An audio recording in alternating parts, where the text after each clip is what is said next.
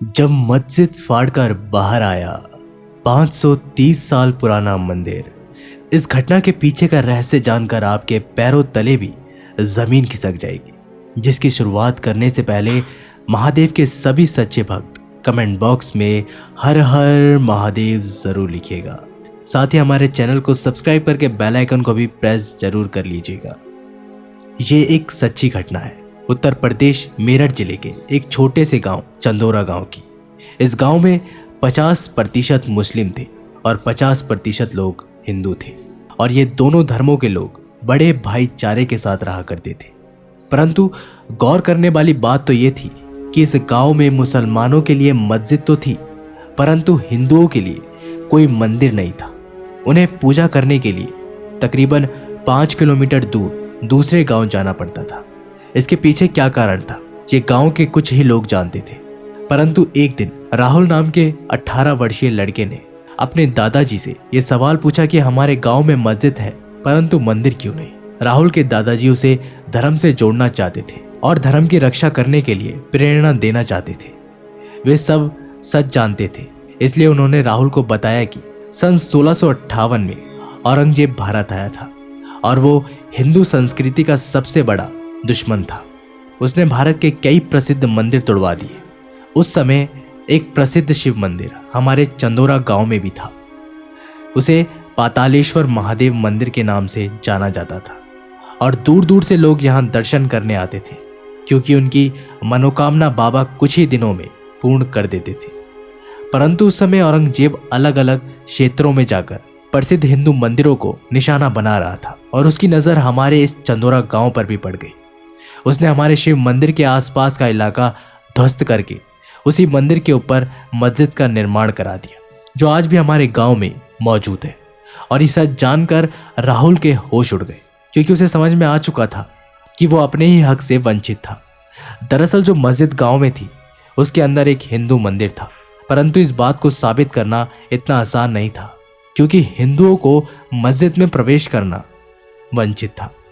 राहुल के दादाजी ने उसे कहा कि उनकी अंतिम इच्छा यही है कि वो उस पातालेश्वर महादेव मंदिर को पुनः देखना चाहते हैं जिसके बारे में उनके दादाजी उन्हें बताया करते थे।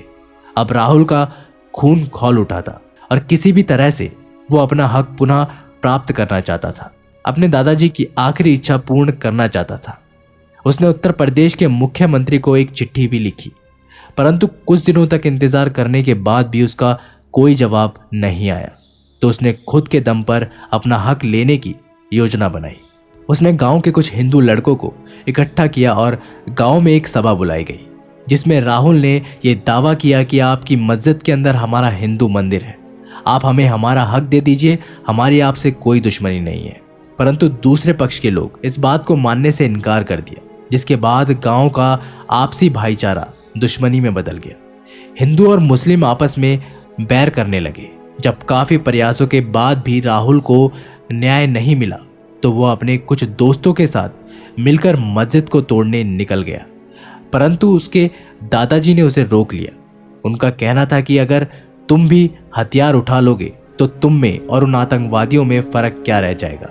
अपना हक भक्ति और प्रेम से लेना सीखो। जिसके बाद उन्होंने सुरेश को यह सलाह दी कि तुम महादेव की भक्ति में लीन हो जाओ, एक ना एक दिन वो तुम्हारी मनोकामनाएं पूर्ण जरूर करेंगे।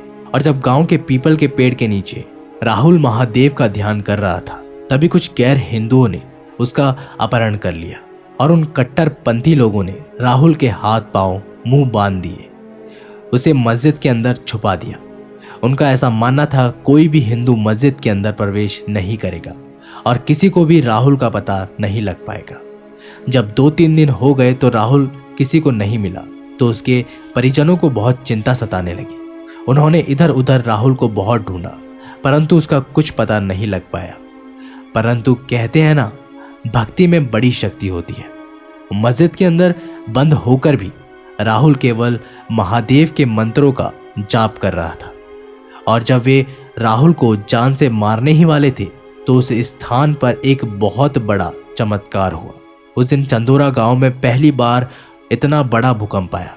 भूकंप की तीव्रता इतनी थी कि पूरी मस्जिद ध्वस्त हो गई और उसके अंदर से 530 साल पुराना पातालेश्वर महादेव मंदिर निकल कर आया। जो पहले से ही वहां विद्यमान था। साथ ही में एक और चमत्कार हुआ कि जो लोग राहुल को जान से मारने वाले थे वो भूकंप की चपेट में आ गए और मलबे में दब गए और राहुल का बाल भी बाका नहीं हुआ।